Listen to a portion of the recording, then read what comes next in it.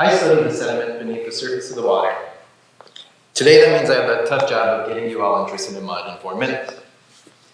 This creates an environment known as a benthic environment, like the image you see on the left, which creates a home for a variety of species, from shellfish, seagrass, fishes, crustaceans, and more.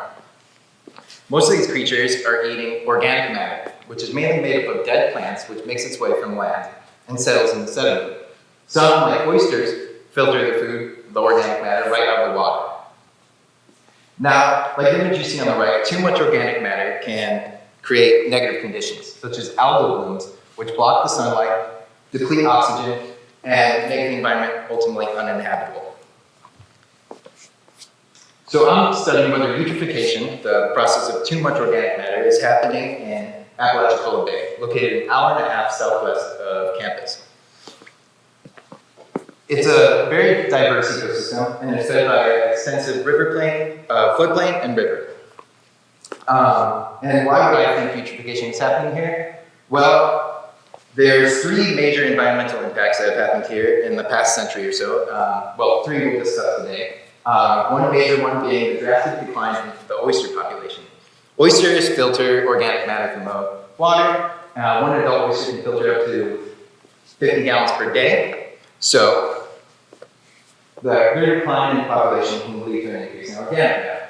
Number 2 is dam construction in the Apalachicola River, which has been proven to increase sedimentation to the coast.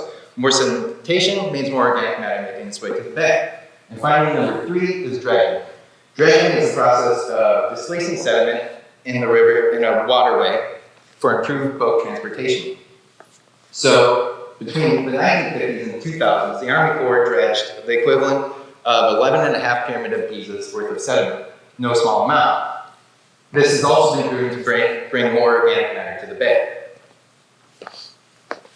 So, to start investigating this, I looked at historical data. There were 2 data sets, one from 1959 and one from 1994, which included organic carbon concentration in the sediment. Organic carbon is a very precise indicator of organic matter. So the more carbon means the more organic matter and the more potential for eutrophication.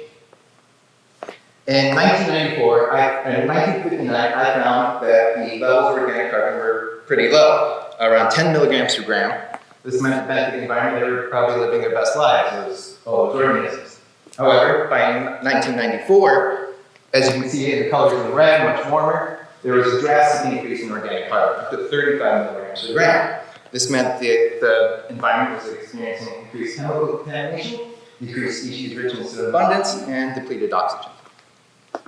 I'd like to note as well, during the same time frame of significant increase was the same time frame of those other processes I mentioned earlier, dredging and increased dams. So, to study whether this increase is still happening in modern day, I went and sampled the same locations they did in those historical studies. I found that 90% of the bay is still seeing a net increase in carbon, up to 500% in some areas in those warmer colors again. So again, what happens in the mud matter to you or I? Well, we all like to enjoy seafood and everything from fishes that are crawling to swimming. So it's important to study the sediment to know how the ecosystem health is doing, so we can all enjoy our seafood. Thank you.